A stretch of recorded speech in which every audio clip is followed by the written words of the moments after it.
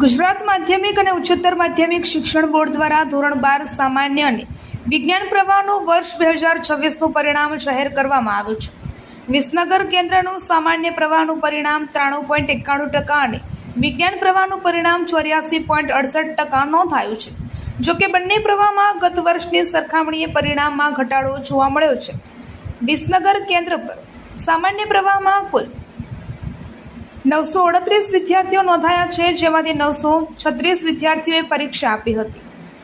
આ પૈકી 879 વિદ્યાર્થીઓ ઉત્તીર્ણ થયા છે. ગત વર્ષે વિસનગરનું સામાન્ય પ્રવાહનું પરિણામ 95.7% હતું, જેની સરખામણીએ આ વર્ષે પરિણામમાં 1.16%નો ઘટાડો નોંધાયો છે.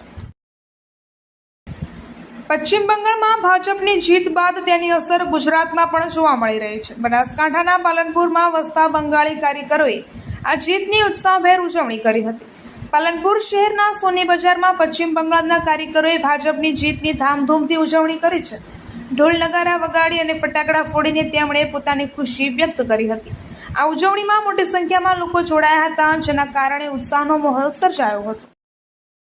બનાસકાંઠાના ઓગળ નજીક થરા રાધનપુર હાઈવે પર એક રિક્ષા પલટી જતા એક વ્યક્તિનું મોત થયું છે. મૃતક પાટણથી દીકરીના લગ્નની ખરીદી કરીને પરત ફરી રહ્યો હતો. આ મૃતકની ઓળખ સાંતલપુરના ઉદરગડા ગામના વિરમભાઈ ઠાકોર તરીકે થઈ છે. આગામી 8 મેના રોજ તેમની દીકરીના લગ્ન હતા, ત્યારે આ ઘટના બનતા પરિવારમાં શોકનો માહોલ છવાઈ ગયો છે.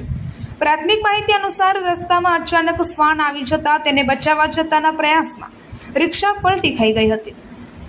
આ ઘટનાની જાણ થરા પોલીસને થતાં તેઓ તાત્કાલિક સ્થળ પર પહોંચ્યા હતા અને મૃતદેહનો કબજો લઈ પોસ્ટમોર્ટમ માટે થરા રેફરલ હોસ્પિટલ ખાતે ખસેડવામાં આવ્યો હતો. પોલીસે આ સમગ્ર મામલે વધુ તપાસ હાથ ધરી છે.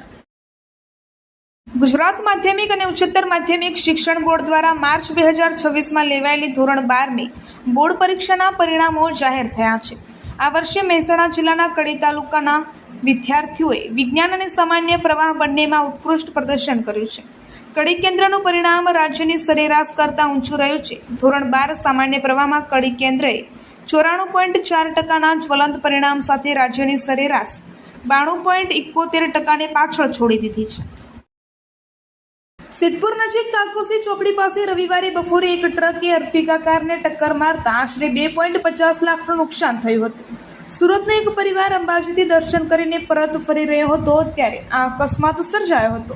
આ અકસ્માત બાદ ટ્રક ચાલકે દાદાગીરી કરતા અને નશામાં હોવાની શંકા જતા સિદ્ધપુર પોલીસ મથકે ફરિયાદ નોંધવામાં આવી છે.